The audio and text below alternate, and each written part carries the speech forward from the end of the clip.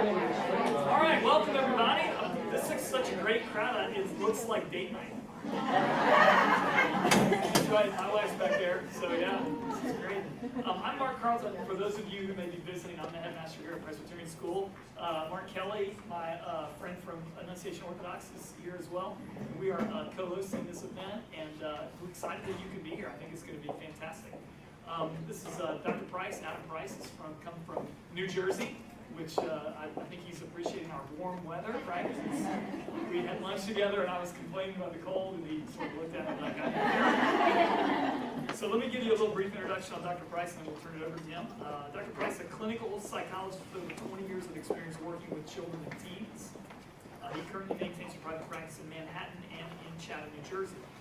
He's the former director of outpatient services at Beth Israel Hospital and the associate director at Family Connections. In addition to professional publications, Dr. Price has written for the Wall Street Journal and Family Circle magazine. Maybe you saw his recent article in the fall in Wall Street Journal. And he's currently working on a book about unmotivated teenage boys, which will be published in 2016. And he promised that that is not about one of his two sons, which I think that it is about them. He lectures widely and has also appeared regularly on Good Day New York, as well as other radio and television broadcasts. Dr. Price and his wife, also a psychologist, have two sons and a therapy dog named Lila. Is that right? Lila. Great. So let's welcome Dr. Adam Price.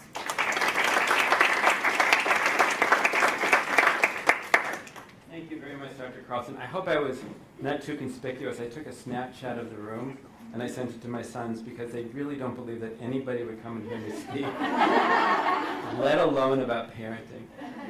It's really a pleasure to be here. I wanted to thank Kathleen Nuzzo, who wasn't able to make it tonight, but she's the one who saw the article in the Wall Street Journal and reached out to me. And the hospitality has been great. It's such a beautiful city. I got to go to the art museum a little bit. I wanted to thank Dr. Carlton, Mr. Cannon, and from AOS, Lindy McGee, who trooped out to the airport this morning, as well as Mr. Kelly and Mr. Dubose. When I first spoke to Kathleen, she called me and she said, would you be willing to come all the way to Texas? And I was like, Texas? And then as we were talking, I realized that parents in Texas worry about some of the same things that parents in the Northeast worry about. I understand that we're going to be streaming tonight, so hello to everybody at home. My only experience with streaming is this very fancy Peloton spin bike that my wife had us buy, and you can be in your basement and stream live classes. It's really cool. I'm going to be talking about primarily, I know there are parents here of different age ranges. I'm going to be talking primarily about adolescence. That's because we now believe that adolescence begins at age 10 and it ends at age 26, if you're lucky. So I'm going to kind of talk about kids and teenagers. Tonight I'm here to talk to you about two things: fear and motivation. The obvious point is that fear leads us to be motivated. Fear is a major component of parenting. It's in our DNA to worry about our kids. However, you didn't come here tonight to hear the obvious. What I want to tell you this evening is that all this worry is hurting your kids. It's hurting the ones who look so successful, the ones who are getting straight A's, who have the lead in the play, who are the first line of the hockey team, the ones who seem to be headed for Stanford, Harvard, etc. Much has been written about the kind of pressure these kids are under. They are a super-achieving academic elite. They're on their way to high school to take AP classes, to volunteer at a local soup kitchen, to learn an obtuse Chinese instrument, and hold down several spots on sports teams. These kids are under real pressure, which is evidenced by the rise in cheating and the abuse of stimulant medication. They're also the ones who are vulnerable to burnout, sometimes in middle school, sometimes in high school, and often in college. And burning out they are. There was a recent study that showed that the rate of depression on college campuses between 1989 and 2001 has doubled. That's just 2001. I don't know what it is now. Our fear is also hurting another class of students, a typically overlooked class of kids, who manifest their anxiety and their stress in different, less obvious ways. They make time for television, for games, for Facebook, for Twitter, and friends, but not for school. Many fly just underneath the radar, causing their parents grief and consternation. I call these kids opt-outs, though on the outside they look like they're impervious to academic pressure. In fact, their behavior is a direct response to the stress they're experiencing. Now, after 50 years, it's dawning on us that our children will not necessarily do better than us. They can't count on that.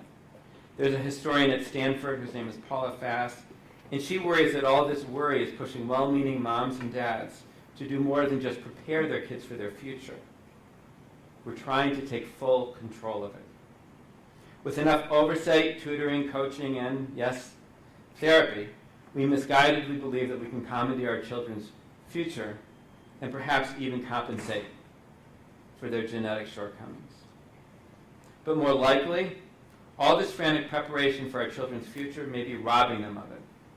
That is because for both the opt-outs and for the burnouts, our anxiety is causing us to do too much for them and to jump in too quickly. Rather than be a buffer for the pressure, without realizing it and with the best of intentions, we just add more. So tonight I'm going to tell you why to stop, and then I'm going to show you how. But first I want to tell you about a young man that I'm reminded of. When he was in high school, his parents were very concerned about his lack of academic achievement. In fact, it started when he was in middle school. So they asked him to take his computer from upstairs and bring it down onto the dining room table where they could monitor his homework. And he said fine, but he made them agree that he would keep the screen so that they couldn't see it. What the parents didn't understand was that there was a china cabinet just behind the dining room table, and he would open it every night to do his homework. Finally, it dawned on them that he was doing that so that they couldn't see the reflection of what was on his computer screen in the glass. Smart kid. So I've been in touch with this young man. Actually, he called me just a couple weeks ago, and he said, "Dad," he said, "I just got into graduate school." So there's hope. See, that book that I'm writing, it is about my kid. Another personal story. As a 10-year-old boy, I received some shocking news. My mother, just returning from my 4th grade teacher conference, told me that my 4th grade teacher, Miss Becca, had given her some feedback. First of all, I talked too much to my neighbors. I think this was a 1968 diagnosis of ADHD. She also told my mother, however, that I wasn't working up to my potential. I thought at the time this meant I wasn't smart enough. Was there some unfulfilled level of accomplishment I had yet to reach? Have I achieved it yet? Please, let me see a show of hands for anybody who thinks that as of tonight you've reached your potential. Nobody? The last talk I gave, one parent raised their hand. You're lucky you didn't, because I picked on them the entire evening. That would be sad, because isn't life about striving to do better? Maybe I'll achieve my potential tonight. You can let me know. It has to go better than the first public talk I gave. I was in high school, and I was speaking in an all-girls Catholic school. I had befriended a nun, and she came there to ask me to talk about religion, because I was Jewish, and this was a Catholic school. And it was in an area in Cleveland where it was pretty segregated that way. And so as I walked into the building, I never had or never yet to have as much female attention, because boys didn't come into that school. There was a lot of tittering. So I'm doing the talk, and everything's going well, and then the girls started laughing, and the nun came up and said to me, "Your fly is open." So this has got to go better than that. All right, so how do we help these kids? How do we make sure that the overachievers of the world are as okay on the outside as they look on the inside? And how do we make that sure that the opt-outs have the motivation to succeed? How do we help them to keep calm and study on? The answer, it turns out, comes from the research on motivation, which is something I've been working on and studying as I write this book about teenage boys and their lack of motivation. So what we find is that there are 3 seeds of motivation, and just by coincidence, they all start with the letter C. Competence, control, and connection. We're going to talk about those 3 things: competence, control, and connection. Let's start with competence. Now, I'm not talking about the competence at learning a new skill, I'm not talking about the competence at being able to do something like ride a bike. I'm talking about the competence at learning how to ride the bike. In order to learn how to do something new, you have to be able to tolerate anxiety, frustration, and self-doubt. So what we're talking about is being competent at feeling incompetent. Being competent at feeling incompetent. This kind of competence, which is the underpinning of confidence, is about tolerating anxiety and being able to self-regulate. And we're going to talk a little bit later about self-regulation, but self-regulation is being able to control your behavior, your thoughts, and your actions.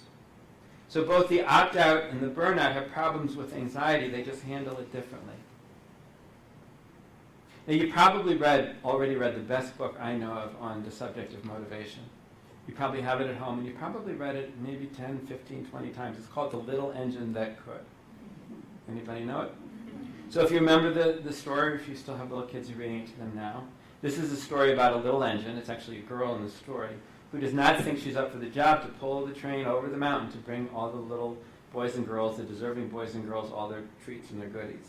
However, somewhere along the way, the little engine is transformed from the little engine that couldn't to the little engine that could.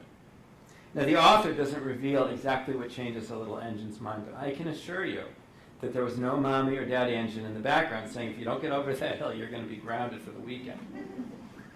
The little engine believed that her actions would ultimately lead to success. Psychologists call a person's belief in their ability to succeed self-efficacy. And it's interesting because self-esteem, self-efficacy, self-control, they all have the word self in it. And parents often ask me, how can I help my kids to have all these things? Well, it has the word self in it, so this is about helping them to figure it out themselves. It's really that simple. People who believe they can do better, do better. Research shows that beliefs, rather than capabilities, are the best predictors of success. All children question their competence and their capabilities. However, those with a greater sense of self-efficacy do better in school, they work harder, and they persevere when confronting obstacles. They can tolerate their mistakes and disappointments because they attribute failure to something that's in their control, something that they can correct. They can work harder, they can learn new skills, they can practice more. Students, on the other hand, who lack self-efficacy believe things are really tougher than they are. When faced with a challenging task, they become overwhelmed and filled with self-doubt, which leads them to feel anxious and depressed. Ultimately, they feel less in charge of themselves. Now, the opt-out deals with this stress and depression by avoidance. YouTube, Instagram, Minecraft. One teen recently told me that he deals with anxiety the same way that he deals with his alarm clock in the morning. He hits the snooze button. He delays the inevitable. But then he went on to say something interesting. He said, that the problem with that is that's my only way that I know how to cope. Let me tell you about another young man. This is a young man who seemed to be doing okay. We'll call him Alex. He did well in middle school. He did really well in high school. He went to a school that is similar to either Presbyterian school or AOS. He then went on to a prestigious college. Everything went well until it didn't. In his junior year, it was the first time that Alex, this young man, had to struggle in a class. He was taking a very hard biology class, and he had no idea what to do. So all he could think to do was to study more, and this led to more panic. He was scared that he was going to disappoint his parents and his friends.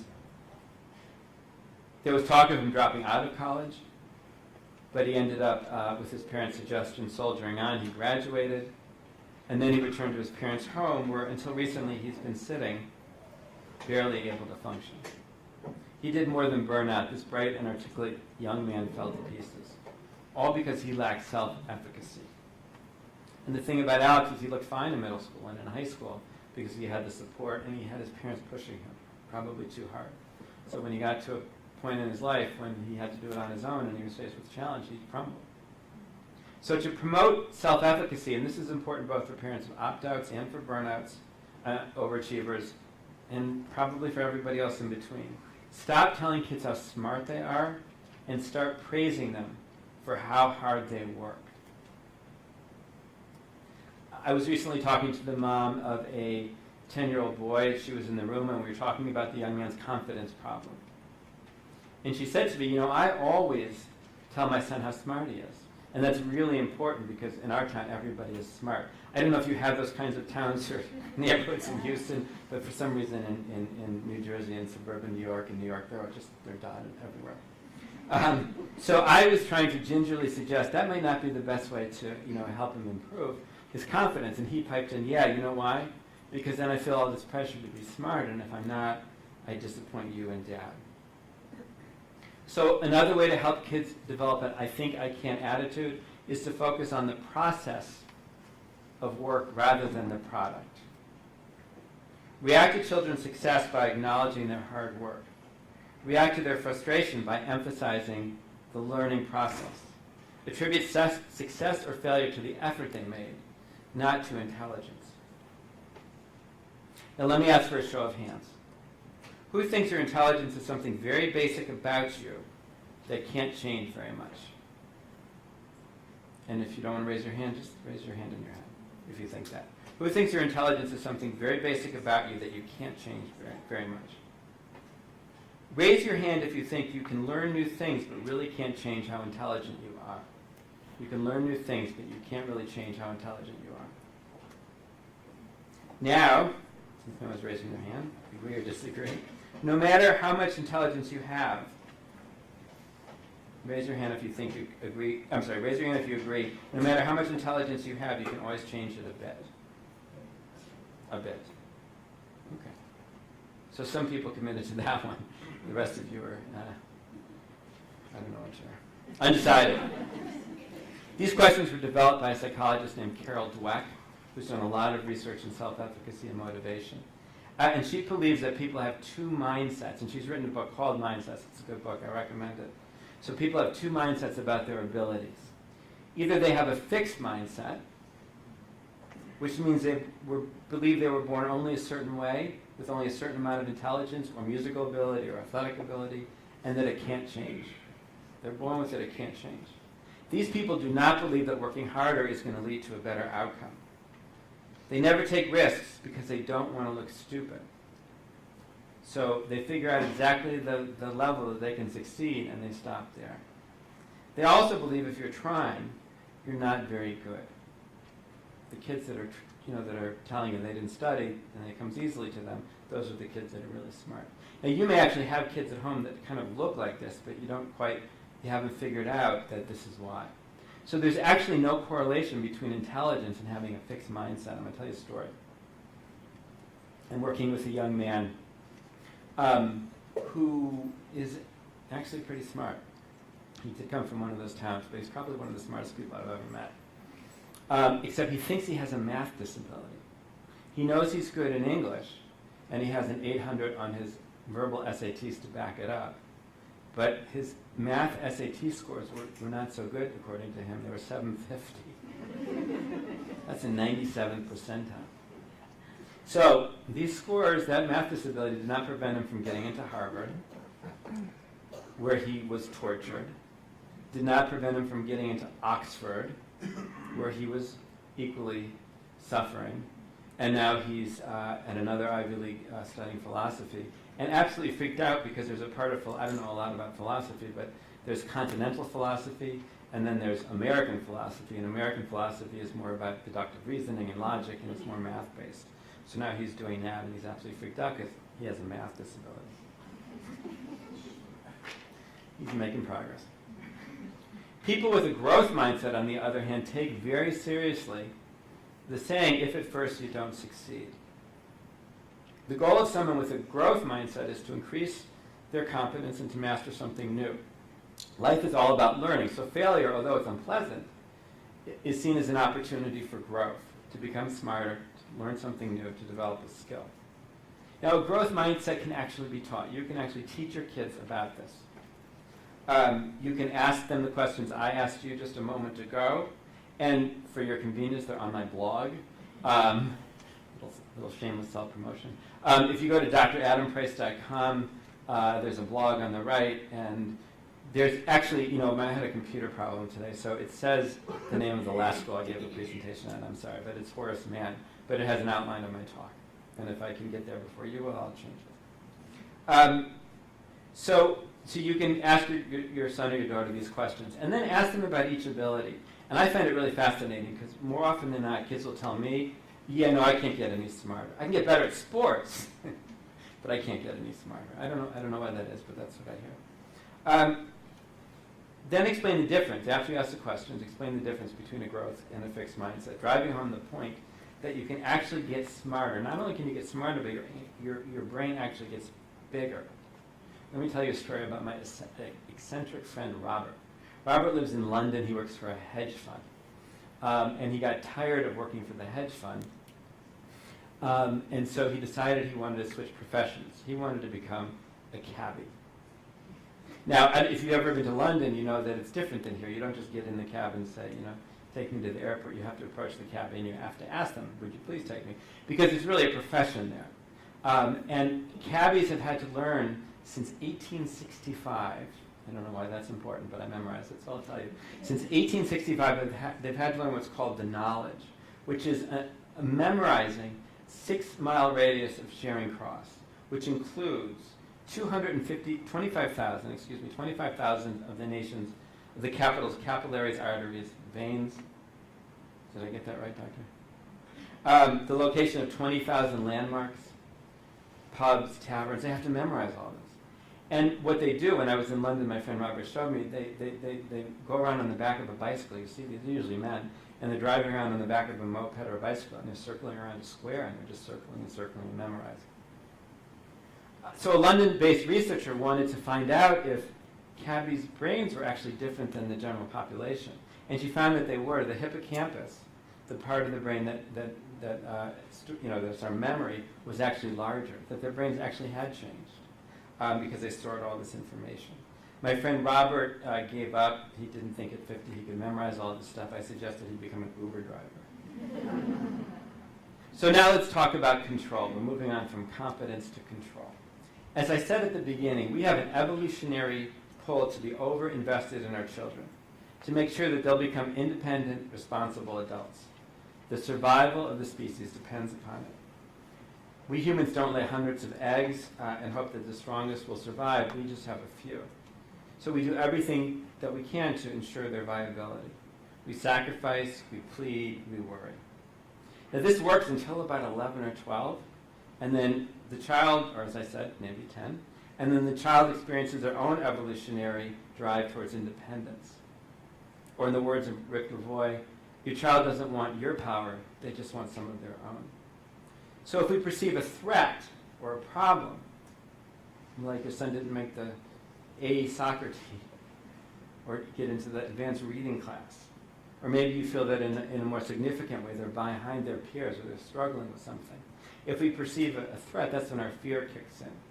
And our solution is to intensify our investment. So we become helicopter parents. Or what they call in Sweden, curling parents, because they sweep all the obstacles out of the way. I like the term, actually, Velcro parents, which I think was coined by the president of Grinnell College, because it implies that it's a two-way street, that the kids have a little hook and that you get caught in it, because that's usually what happens.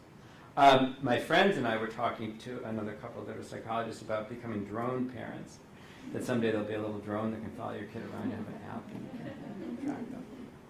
However, this is really a big mistake, because the thing that makes the most difference when it comes to self-motivation and self-regulation is autonomy. It's exactly what a middle school student, it's exactly what a high school student is craving. And ultimately, it's what they need to grow up. So rather than apply more oversight and more involvement, apply this rule. Less is more. I'm going to try not to bore you. I'm going to tell you about a little research that was done by Wendy Grolnick, who's a professor at Clark University, and she studied parental control and autonomy. And she found that children of controlling parents were less independent, gave up on tasks more easily than did children whose parents supported their autonomy and allowed them to make their own choices. She gave toddlers a puzzle to complete with their parents sitting there.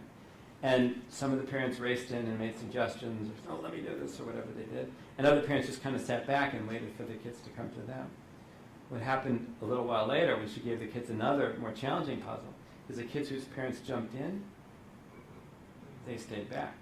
And the kids whose parents let them have their space and try to figure it out, sobering, right? They ended up working and trying to figure out the puzzle. The other kids gave up more easily. And the same pattern appeared in children who were older. Children from families who value autonomy develop persistence and learn to solve problems on their own.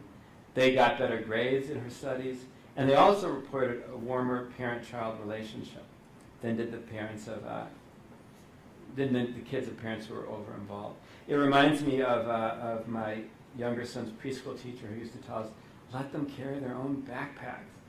And I used to think these are such tiny kids and there's nothing in their backpack. That's what she used to say.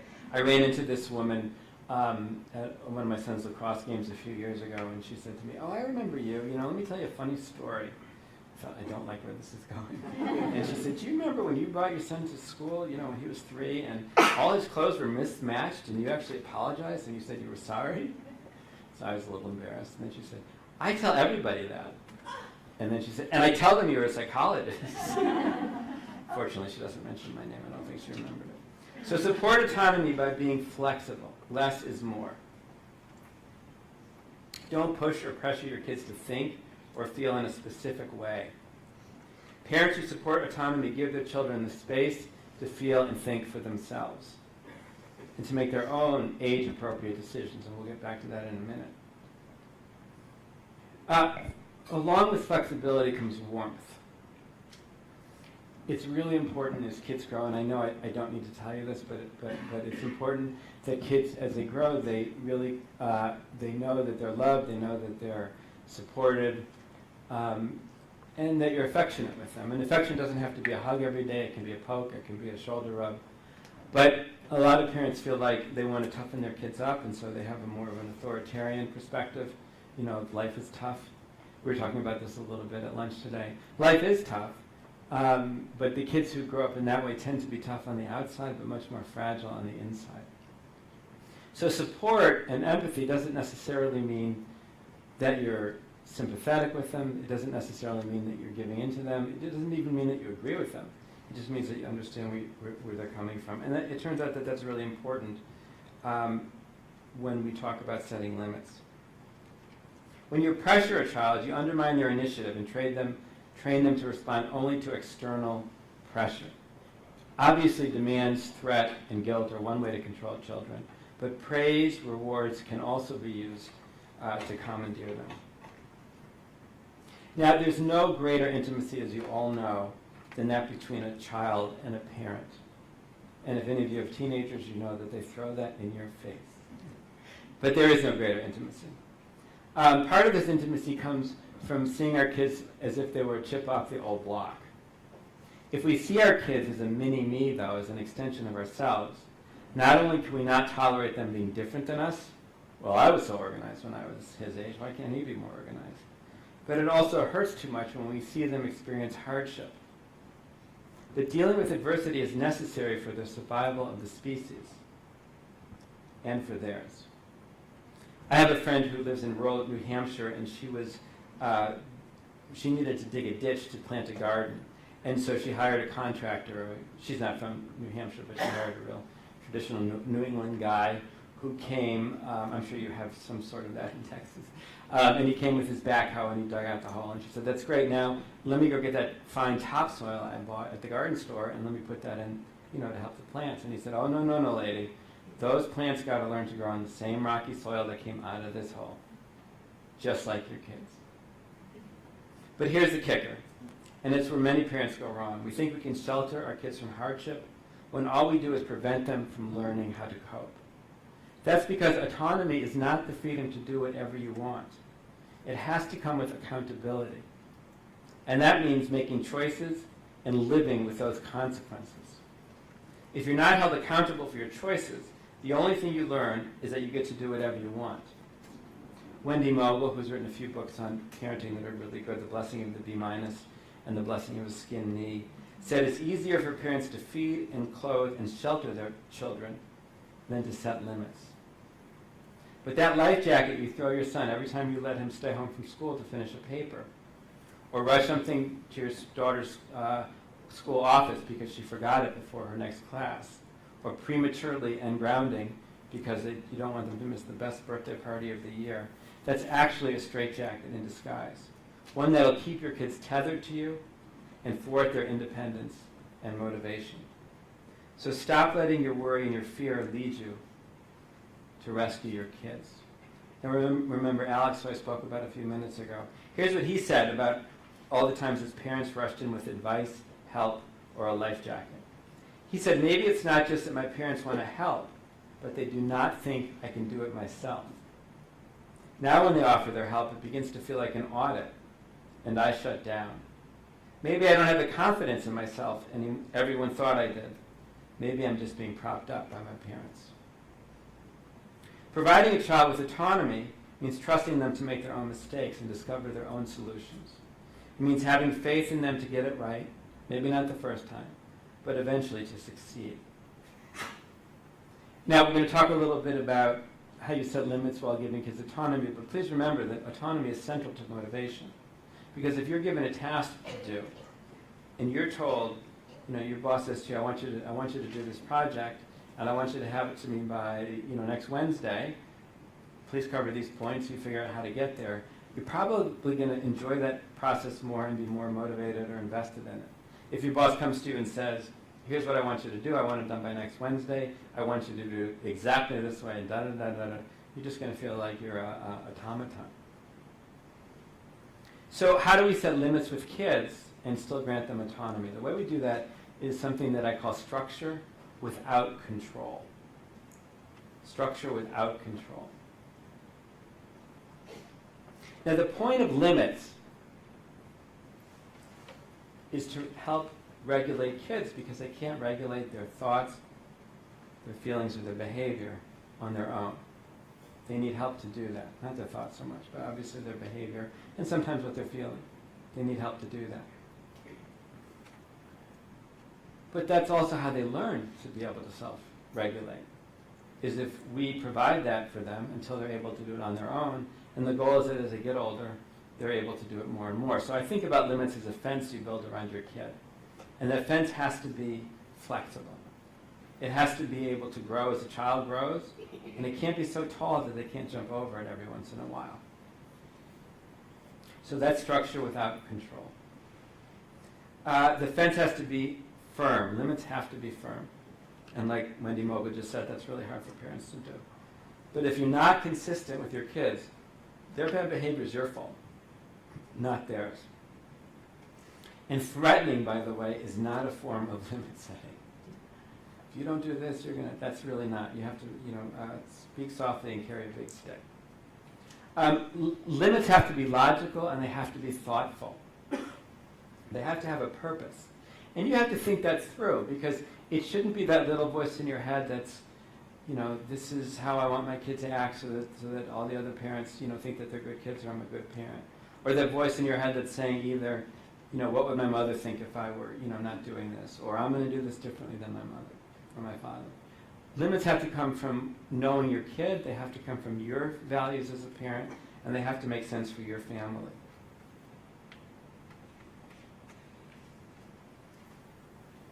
Limits also have to be specific. And I think this is where, I know I've made mistakes. I think a lot of parents make mistakes. Limits have to be specific. So saying to your child, you've got to get better grades is way too vague. What does that mean? Does it mean all A's? Probably not. Probably A's are their choice, maybe B's. Does it mean doing better than you did last semester? Does it mean a different grade in English than in math? Same with cleaning their room. Your standard for their having their rooms clean is different than their standard for having their rooms clean. So you have to be specific. And if anybody knows the secret for having kids clean up their socks from all over the house, please let me know. My kids come home from college and I still find their socks everywhere. So clear limits tell kids what's expected of them. It's your job to set limits, but it's their job to test them. But if you do set limits, development happens. Now, if you set expectations, kids may not always meet them. Remember that fence? They need to be able to climb over it every once in a while. But somewhere in that brain of theirs is going to be a sense that they know right from wrong, they know that you're watching, and it'll keep them more on the right path. However, if you don't set limits for honesty, for sobriety, they'll live up to that expectation also. but they're also going to give up on the relationship with you. So we spoke about competence and we spoke about control. Let's spend a few minutes talking specifically about kids who overdo it, those high achievers that seem to be racing everywhere they go. Let's talk about them a little bit before they burn out and before we conclude with talking about connection. Some kids can handle the pressure of being an academic super elite. These are the warriors, and they're probably doing okay. They have good grades, they're talented, they have great teeth, they have neat handwriting. They're put on the earth to make the rest of us feel bad about ourselves. It's the warriors we're concerned about. The warrior feels like their self-esteem is always on the line. They're always chasing the next grade, the next test score, the next goal, the next achievement, as if their life depended upon it. And that's probably because they feel it does. Your daughter might say she's fine. You won't know she's having problems until she becomes depressed. She complains of being exhausted. She has headaches or stomach aches. She seems overly cynical or just gives up. Now, the worrier is a perfectionist. And for a perfectionist, there's no margin of error. That's because perfectionism is not about the standards you set. It's really okay to set high standards. Perfectionism is about the stakes you feel are at risk if you don't achieve those standards. It's okay to set the standards, but it shouldn't be that the stakes are so high that if you don't achieve them, you feel like you failed.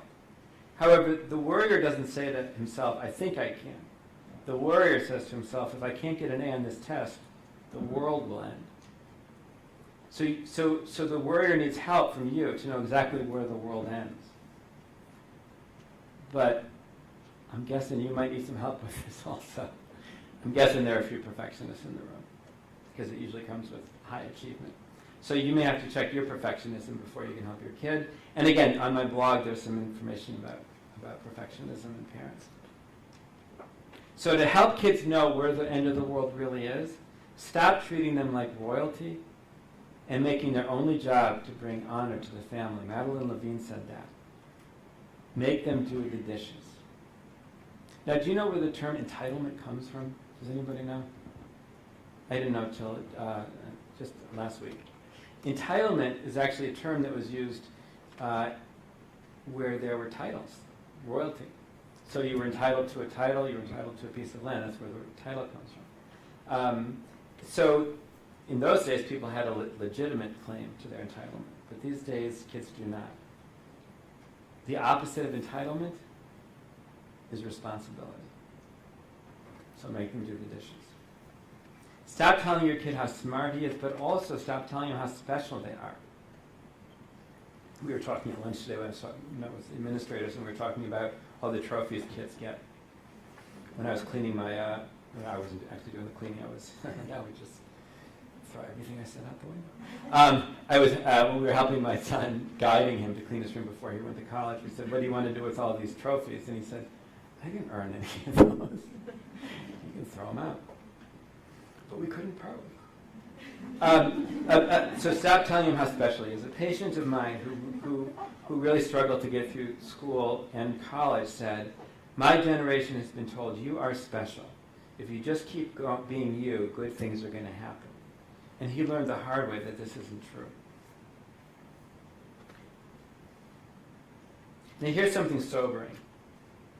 I have statistics from 2012. There were 3.2 million seniors graduating from 37,000 high schools in 2012, which means 37,000 valedictorians and 37,000 high school presidents.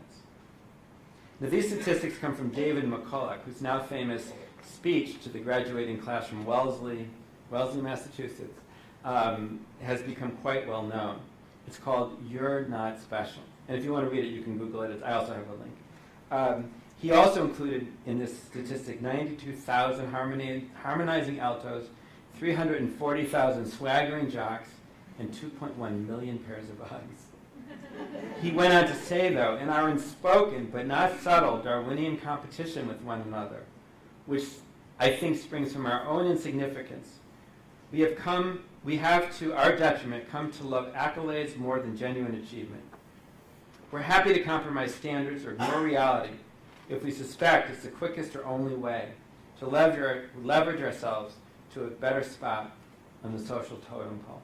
Now, speaking of the social totem pole, I do want to talk about college for a minute. I know that it feels like it's a few years off, but it isn't. And not only isn't it, but I think it so much informs and frightens what we do as parents these days because it is so competitive. When I went to college, my freshman roommate's father said that college students were our country's only true royalty. I only understand now how profound that really was, that comment, because in our democratic society, where there's not a royal court or a caste to demonstrate our status, where you went to college has become synonymous with aristocracy. And educational achievement is now linked to parental wealth like it never has been. It's more important to go to college than where you go. And there were some researchers named Kruger and Dale who wrote an article called Who Needs Ivies? That was published in the Atlantic magazine. And they wanted to understand if people who went to Ivy League schools, and we'll include Stanford since we're out in the West, did better than kids who didn't. So they took the graduating class of 1976 and they followed them for about 20 years, actually more. They looked at kids who went to Harvard, the Ivies, Amherst, Berkeley, Caltech, UChicago, Duke, and Johns Hopkins. And in one finding, they compared the kids from Yale to the kids from Tulane in 1995. And the kids from Yale actually earned 30% more than the kids from Tulane. You'd think that education helped. But these guys were smart, and they wanted to figure out if there was something beneath the surface. Maybe the kids who got into Yale because they worked harder. How can you tell if it was the education or the context or whatever? So what they did was they looked at kids in their data sample who had applied to Ivy League schools but decided on their own accord to go somewhere else. And they compared those kids to kids that graduated from the Ivies, and 20 years later, there was no difference in education. In income. One more fact about colleges. The schools that produced the highest number of undergrads that went on to earn doctorates, which is a statistic that's cited in the U.S. News and World Report, which, in my humble opinion, has done more damage to college admissions than anything. But that's one of their criteria. So the schools were the highest number of grads who went on to earn a doctorate: Earlham, Oberlin, Kalamazoo, Knox, Lawrence, Macalester, and Worcester. You may not have even heard of some of those schools. Earlham, which is a small Quaker school in the middle of Indiana with only 1,200 students, produced a higher percentage than Brown, Dartmouth, Duke, Northwestern, Penn, or Vassar. So you're going to be directing this process. And it actually starts, I'm sorry to say, in the 6th grade. In New York City, it starts in preschool. I don't know if it's like that in Houston, but in New York City, that's when it starts. So you're going to have to be able to help your kids to know where the end of the world is. I have a colleague who's a wonderful college counselor, and her motto is, we match students to colleges, not parents to bumper stickers. That's sobering. So now, in conclusion, let's talk about connection. Research has shown that there's a strong link between children's motivation and a warm parental connection. I already talked about some of that. The less controlling and intrusive you are, obviously the better the relationship is going to be. In order to do that, you have to parent the child you have, not the one you wish you had.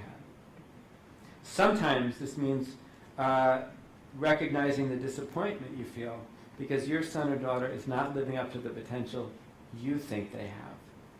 But remember, there's a big difference between we think you can and I think I can. It's one thing for parents to believe in their children's capabilities, but when this faith and encouragement is felt like a pressure to perform, it becomes a disincentive.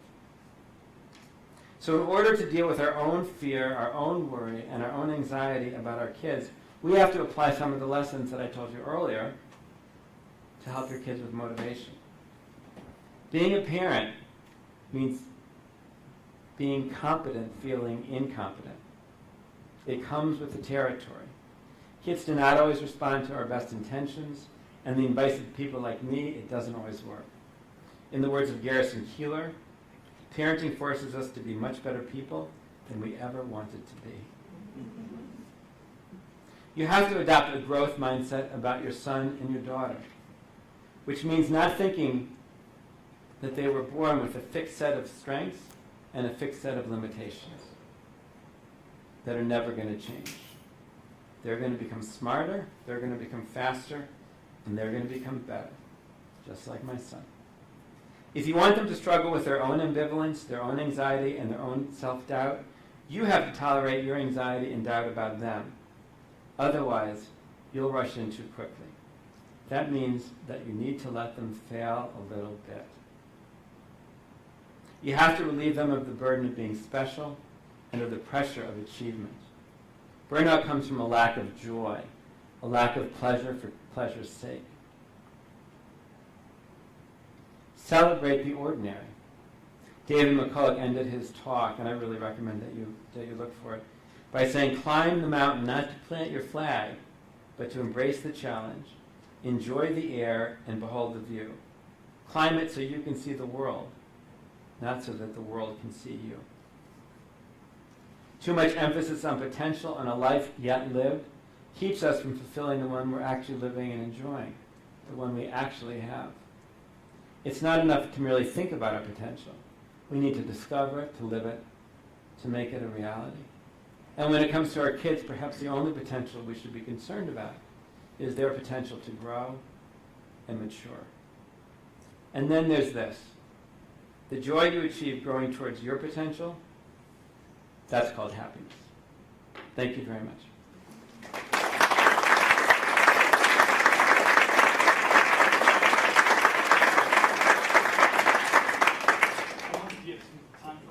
I'd love to entertain some questions. It's my favorite part. If people have to leave, I know you have family to tend to, but if you, so don't feel bad. But if you have some questions, I'm happy to take a stab at them. Or if I can't, pass them off to you. Mark Kelly's going to answer all the questions. So you talked about how you should praise their effort. What if you don't think they put forth a lot of effort and so they get outcomes? You have one of those. You probably have a smart kid. I know everybody has a smart kid. I know this is one of those towns. But I think that here's my answer to that. If your kid is doing okay without a lot, how old is this youngster? 13. Okay. So what happens to kids is that if they're smart, they're going to eventually reach a level where they're not. That's kind of what happened to that patient I was telling you about. So for some kids, it's 6th grade, right? I see a lot of that. For some kids, it's high school. For some kids, it's college, you know? So I'm not worried about that particularly. What I get worried about is that some kids figure out at some point, okay, it's gotten harder, I got to kick in and I got to do my work now. It's the ones with a fixed mindset that don't, because they think, oh, wait a minute, I have to work hard? That means I'm not so smart, you know? So that's the only thing I would worry about there is when they get to the point where they're really challenged, that they don't, that they continue to work. So I think, talking to them about some of the things I've talked to them about, even about the fixed and growth mindset, can be helpful. And they may say, no, I feel like I can get smarter and whatever. So you don't have to worry so much. Anybody else? Yes, sir. 2 sons, 14 and 11. The 14-year-old has tremendous drive and focus in one area of his life, and that's athletics. Yeah. And on academics, it's just like, he's probably more concerned with what dad's going to say about his grades than having that self-awareness or self-motivation to get a good grade. And I don't know if you're familiar with University of Texas, but a lot of parents here might be Longhorns or I don't know even know if Maine has the same thing. But you have to be a certain percentile of your high school graduating. Oh yeah, sure. To be guaranteed admission. And that's sort of, I guess that for a lot of parents, and including myself, that's kind of the standard, I guess. Uh-huh. Like, hey, listen, you got to be here to get into this school, which is, a pretty good school here in the state of Texas, and maybe not the best everywhere, but decent good. And so, how do you get these kids to take some of that drive and focus that you see in some aspects of their life and apply that to other aspects that really are maybe more important in the long term for their future? Because you mess up in 9th grade and 10th grade and you just don't care. That impacts potentially where you can get into school. You're going to have to wait till my book comes out. That's 2016. So by then it'll be too late. I'm sorry. No, that's a lot of what I'm writing about. But I'll tell you something. Remember what I said at the beginning? Adolescence starts at 10 and it ends at 26. So the thing is that, your son sounds okay to me. It's great that he loves sports and he has a passion, and there's so much that you get out of playing sports, so much in terms of perseverance and determination and obviously teamwork and all that stuff. And it's probably more gratifying to him than his schoolwork and more fun. But the thing is that you can't transfer one of those things to the other because they're different. And the other thing is that kids, and especially boys, take time to develop, and their brains are still developing in ways that we're just learning now. It's really unbelievable. That's what I've been reading about lately is all the research on adolescent brain development. So I think that part of my point is that you can't alter their genetic programming. He's going to get there, but he may not get there at 14. And you've set a valid but probably artificial standard, which is admission into the University of Texas, because he may make it there. He may figure this out and get there. He's still got a few years, but he also doesn't have to go there. There are a lot of good schools that he'll be able to go to, where he'll do just fine. And it may be. I see so many kids who don't, especially boys who don't consolidate. They don't get their act together until college. I have every spring I have kids who are going off to college in my practice, and I'm probably more worried than their parents in some ways, because their parents are paying me to help them to do this. And I've got one kid now who we said, don't go to college. You can't go to college. You got to take a gap year. And he was determined, and he applied to all these schools, and he got into a number of them. They weren't crystal, the Ivy Leagues by any shot. But some of them were really. I hope it goes to one or two that were really appropriate for him. We'll see if he does okay, but I think what's going to happen is once he's out of the house, this is different than your son, but once he's out of the house and away from my and his mother's oversight, I think he's going to probably figure out that he has to do it on his own. So I have I have good news and bad news. I think you don't have to worry also, but I think then you have to listen to, heed my message to deal with your worry, because in the long run I think he's going to be okay. That's the good news. But he's not going to necessarily do it on the timetable you'd like him to. I hope that's a reasonable answer. Not the one you wanted to hear. Yes? Question. What's your message to, and which role do you think school administrators play in this? I said I was going to get that question, Mark. I went to wealthy private school for 13 years. For 13 years, they told every one of us how smart we were, Yeah. and how special we were. And how So privileged. even if your parents, are going to, what role do the schools play, and how do you talk to the schools about having that message being given? Well, we were joking at lunch, and I said someone's going to ask me some question that's going to put me in between parents and school administration. Take your parents' side. You pay for my dinner. I'm taking your side.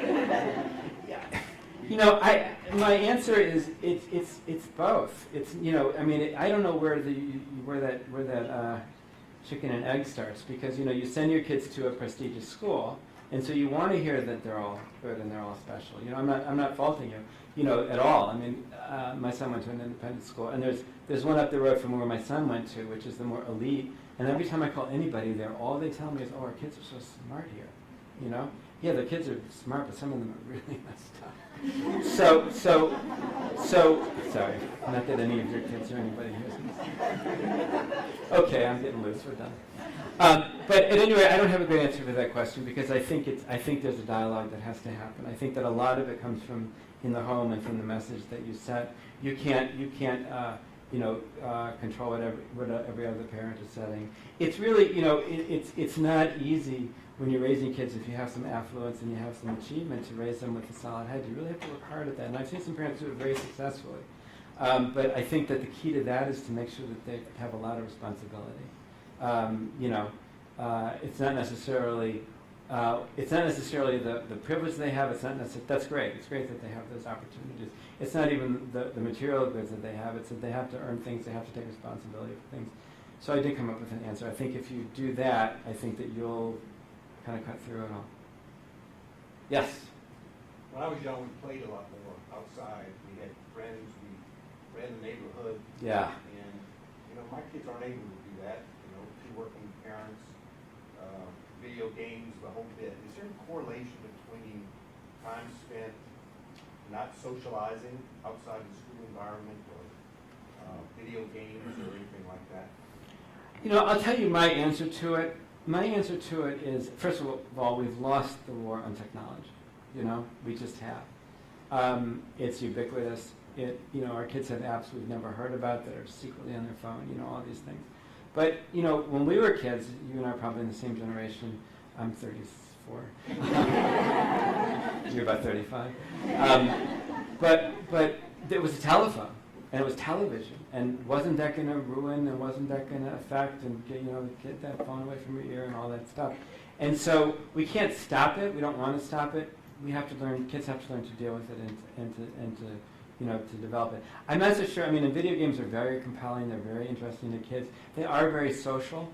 They really are talking to. I know they're talking to someone in Alabama or someone in Russia that you're worried about, but they're also talking to their friends, and they also do this whole kind of social thing. And for some of the kids that I work with that have social issues, that's a wonderful blessing for them. But on the other hand, yeah, it'd be better if they're out playing, but we also don't give them the chance because we send them to soccer and they're supervised and they're coached and they're this and they're that. So I think it's more helping them to manage it than it is. Yeah, sir. I'll give you an educator standpoint on some of this.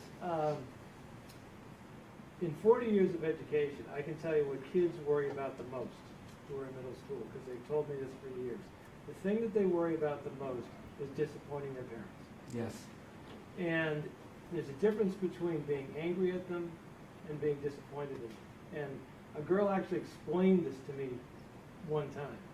She said, if you're angry at me, I can handle that, because you're angry at what I did. But if you're disappointed in me, you're disappointed in who I am. And there's a big difference between the two. And I think one difference between administrators and parents is we love your kids as they are. Right now, today, love your kids. They're great. And they're great because they do quirky stuff and they do dumb things and they screw up and so forth and so on.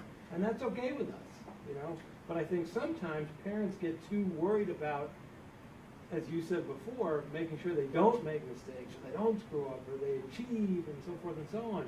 I think we need to lighten up a little bit and enjoy your kids for who they are. One girl told me one time, she's in tears in my office, she said, just what you were saying before, I wish my parents would love me for who I am instead of for what they want me to be.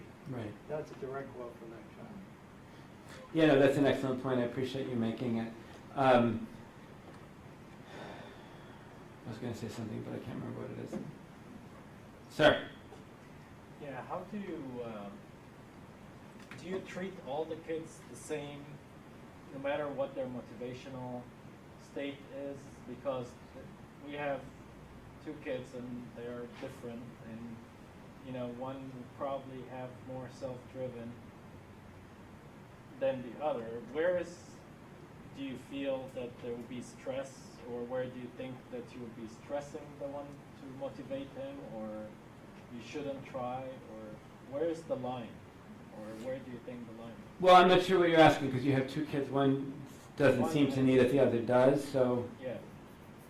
So it's about how to help that kid. Well, do we need to, or do we just let him develop on his own? I think it goes. I didn't talk about this so much, but I think it goes back to the issue of structure with control, without control. So the idea is that you want to give him some flexibility, some ability to make his own decisions, but you also need to set some structure so that he's not given too much rope to hang himself, and so that he learns to regulate himself. That son or daughter, I'm assuming it's a son, probably has less self-regulation abilities now than your other child. So what I tell parents to do is to set up a framework. For example, these are the grades that we would like you to get. What do you think? Let's talk about it. Let's set some goals. Let's set a time parameter for you to be able to do that. What help do you think you're going to need? And then if you're not able to do it, and it has to be reasonable and they have to have an input, then what that means is you probably have too much time in front of the computer. You probably have too much time, on Xbox. And so at that point, and it won't be in the marking period, it won't be in a semester, but it won't be every day, because looking at their grades online every day can drive you and them crazy. But then you say we're going to have to take that away for a while and see if it improves. It's not the grade-wise. They're both getting good grades. It's just that their personality itself, like their self-motivation. Like one will know what he has to do, the other just still not self-motivated.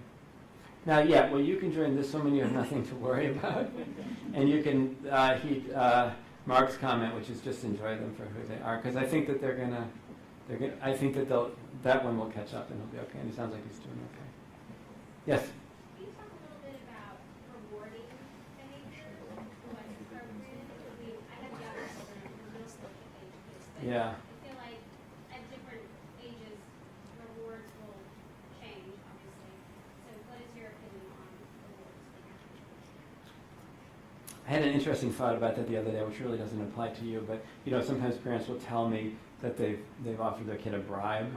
If you get A's, you're gonna get $100 or whatever it is, straight A's.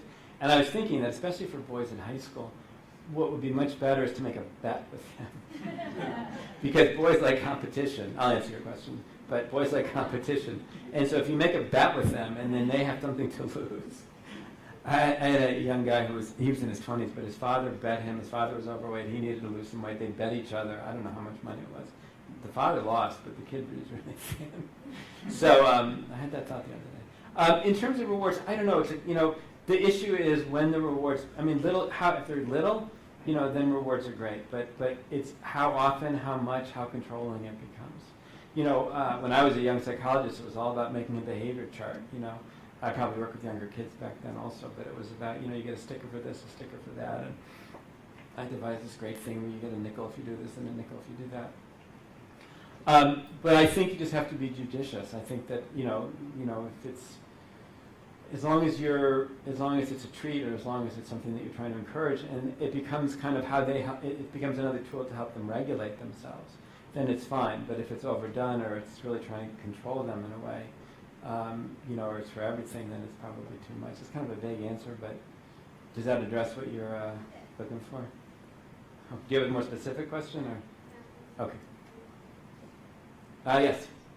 You talked a little bit about setting limits. I also have younger children, and sometimes this probably goes back to thoughtfulness of the limits that you set. Yeah. And we were talking a little bit about carrying true. Is it ever okay if you, heaven forbid, make an unthoughtful limit? Is it best, do you think, and this is very vague, so is it best to enforce what you've silly, haphazardly put into verbiage? or is it okay to pedal back after some thoughtfulness and say, actually, if you do these things, you can earn it back? I told you there was a perfectionist in the room, and you're right. Yes, it's okay to make mistakes. How can you not make mistakes? Obviously, it's okay to make mistakes. And I think that if you do that as a parenting style, and you do that all the time, that is an inconsistent parenting style, and that's not good. But if you do it once in a while, and then you go back and you explain to them what happened, I think then you're showing them not only that you're flexible, but also that there's logic and reason and purpose in terms of what limits you set. And I think that conversation every once in a while is really important, because that shows them that, again, you're flexible, not rigid, that you're reasonable, and that you're responsive to them, and that adults make mistakes too, which I think is really important to stress. You had asked a question. Mine was more of a comment than a question, but I had the admissions process for a very competitive surgical subspecialty. And the two things that we have found over time that prove sort of the most value in a resident, the residents who do the best in the program, are two things. One, residents who have had a job, an income earning job, either in high school or college, or somebody who, even if their parents can afford to pay their way through elite, private schools and elite colleges, have actually had to work for what they've earned. And the second thing is team activities, usually team sports. So it creates an environment where people have to work together, they have to depend upon each other. It just creates a very sort of the work ethic that we strive to obtain in something like a surgical field where you're dependent on everybody that you work with. And this was our experience, and then we went back and looked at different institutions over the years, and those two items held true over other institutions as well. So kind of really interesting. And that was, that was meeting a cutoff. Those were the kids, most of whom had incredible, extraordinary undergraduate educations, private schools, public schools, the whole gamut. They've done well on their testing. So they were able to sort of meet that first level. But then you're looking at 400 applicants for 4 spots. And, those were the things that set those applicants apart. So it's interesting that no matter how much we think, it's more important that this, child stay at home and study for this exam tomorrow than it is to maybe go play in their school, soccer tournament or something like that. Maybe we should rethink that. Maybe, I'm not saying that the other's not important. I'm just saying that, if you look at life as an entity and not just as school as one isolated part and your whole life is dependent on that, it is important to consider the other factors that are involved. It's really interesting. I'm guessing that your group of residents can beat all the other groups of residents in softball. And Is it orthopedics? I went to the Ivy League undergraduate institution, so and I can tell you that the people who did the best are my friends that I was on a varsity sport. Most of us, we all sort of did really well through it. No, I think that's a really good point. Not everybody can make a varsity team, but I wanted to also say that, work, having a job, it's not, kids don't do that anymore. No, Maybe they do. Do any of you, if you have older kids, they don't want to, they're not, and it's so important. This one kid that I was telling you about before, who I'm worried about him going to college, he just got a job, he loves cars, and he got a job at an auto shop, and it's like, that's going to help him more, I have to say, that'll help him more than all the therapy and all the tutoring that he's gotten. So I think that that's a really interesting, valid point, and thank you for your comment. Yeah. Yes? So I have a 13-year-old son, so I'm in the waiting to get together stage, get him to get together. And It's a long wait, 26. Yeah, and that's kind of the point of my question. When do you start to get worried? When is it not normal development, and is it something, because we've tried to step him back, and then you look at you wait a couple weeks, and you look at the grades, and the grades aren't good, then you jump back in, so I feel like it's kind of a seesaw. So when That's a complicated question. I think that, you have to look at his emotional functioning. You have to look at other areas as well. His emotional functioning, if he seems depressed or down or not vivacious, the opposite of depression, Andrew Solomon says, is vitality. How is his social relationships, if he's connected to his friends, if he's playing sports or whatever his interests are, if he's following them. I think you have to look at the whole picture to decide if he's, how much he's struggling. And that's not going to, and the other question is how badly he's struggling in school. If he's failing or he's getting D's, then you may have a bigger problem than if he's just kind of squeaking by. Sir, and then Mark. None of us want to do the wrong thing. I was wondering if you could elaborate a little bit on, you mentioned guilt, and I was wondering if you could talk a little bit about guilt and shame in children and how to avoid that. How to avoid guilt and shame? You mean? Or, there's a lot of talk about how much, whether children should feel. Oh, I see what you're saying. Well, guilt comes from being too controlling. I'm from the Northeast and I'm Jewish, so I know a lot about that. I thought you Texans didn't have that problem. So guilt comes from being too controlling, because guilt is about not meeting the expectation, feeling like you're letting somebody down. So I think that the less controlling you are, the less guilty your kid's going to be. Shame comes from demeaning them. Shame comes from making them feel bad, as Mark said, not about, about feeling bad about who they are. And so I think that in terms of, again, I think you have a latitude to make mistakes as parents, we have to, but I think that, the mistake to avoid is to be demeaning or to give your child the feeling that they've disappointed you because of who they are, because then they're going to feel shamed. So I think that's kind of a simple answer, and it's a more complicated issue, but I hope it addresses, what you're looking for. Sir. What I was going to add was, one factor that sometimes we don't realize is that lots of times kids are in the shadows of a sibling. it's often a younger child in the shadow of an older child, but it doesn't have to be that. Sometimes it can be the reverse. And a lot of times what I found is that the child is the one who creates it in a sense. It's not like, you know, we are bad parents because we're always praising the one who's got the A's and so forth. What happens, I find, is that kids look at sort of the statistics and then decide what they are. Like, well, he always gets A's, he's on the, you know, he's the captain of the team, he's whatever, and I'm not. Therefore, I must be a disappointment to the family. Mm-hmm. And they just do that. Right. And so you just kind of have to be aware of that. You know, I'm always on the lookout for that. And if it's an issue, it is an issue. Like if you ask the question, bam, out it comes. And if it's not, it's not. You know, Right. It's like, so you're in the shadow of your sister? No. Or the tears come. You know. Yeah, my line with kids in that situation is, you know, your older brother or sister is not such an easy older brother or sister to have. Yes? So I have two questions. One is your suggestions about the responsibility. You took a lot of notes, so you get to ask two questions. Like you're doing dishes, I mean, we're running around, and, you know, doing dishes doesn't come up. I mean, I do. Yeah. So that, and then number two, I get, Mom, what should I do?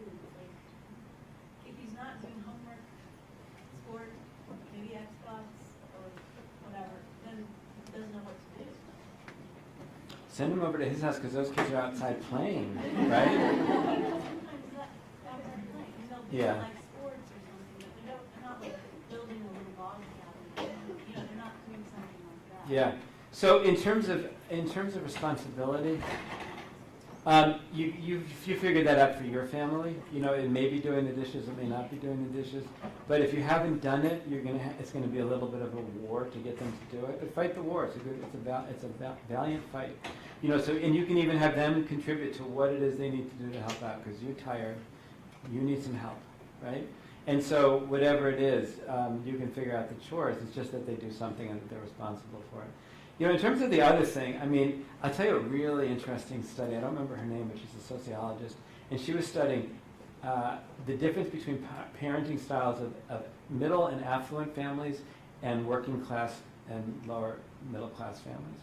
And she went and she did all sorts of interesting research methodology. And what she found after many years of a longitudinal study was that the kids from the lower SES background never said they were bored. They were independent, they played by themselves, they went out and played, they were more respectful of authority. When they went into their houses, they weren't fighting with their siblings. And the kids from the upper SES families were, Mom, I'm bored, and I don't know what to do, and help me with this, and getting into more fights with their families. So that's really interesting, right? But then she followed these kids as they got older. And what she learned, her conclusion was from the data, was that when they got to be adults, the lower SES kids stayed lower SES, and there are other things you control for, obviously, opportunity and everything. But they kind of took they did what was expected. They took what they were given. They didn't ask for more. And the kids from the more affluent families had been trained all these years to not take no for an answer. You know, so they were the ones that you were admitting to your orthopedic program, you know, because they really pushed back. So I think that's really sobering. So sometimes when your kids are testing your limits and when they're challenging you, it's not always a bad thing. It's sometimes a good thing. You have to stay firm. You have to toe the line. You have to just act really stupid and say, I don't know, you're going to have to figure it out. You know, and because what's happened is the spark of creativity isn't there because they haven't been given the opportunity, you know. So I don't know how old your child is, but I said, you know what? Think about a world problem. Try to invent an answer to something. Like go to the they've invented things to go out there. They didn't do that, right? No, they didn't do that. They're like, oh, what kind of suggestion is that? Yeah. That's a really good one. That's as good as acting stupid, but you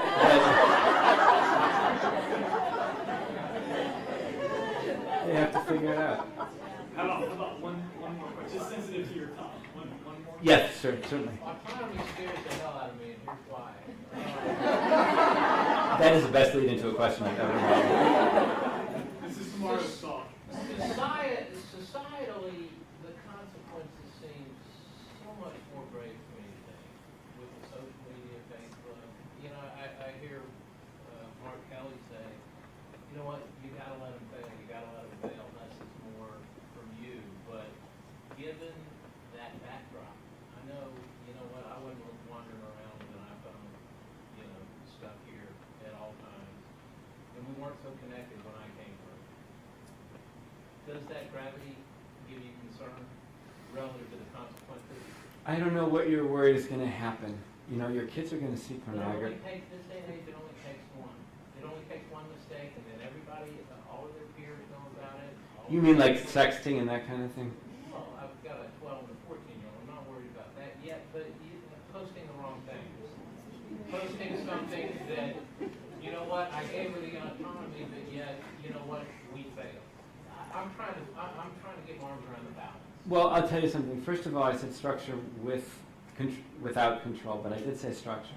So I'm not saying, and I said autonomy with accountability. So I'm not saying that you should let your kids do whatever they want and not pay attention to it. And actually, I was reading, there's Rosalind Wiseman, who wrote, first she wrote Mean Girls, which was made into a movie, a great book about girls, and then she wrote the one that I read, which is equally compelling about boys, called Masterminds and Wingmen. And in it, she does an amazing job of describing how she talks basically to her own kids about limits, and she has this whole thing about talking about safety on the internet and safety with apps. I know your kids are a little young, but you know they may not be a little young for some of this stuff. But you know, what do you do? And I may be naive. Yeah, well, we're all naive, but I'd like to think I am, but so I would actually get that book, and if you don't want to read the whole thing, look at that one section because I can't repeat what she said, but it's really very helpful in terms of the guidelines. I think kids need guidelines. I think they absolutely need oversight.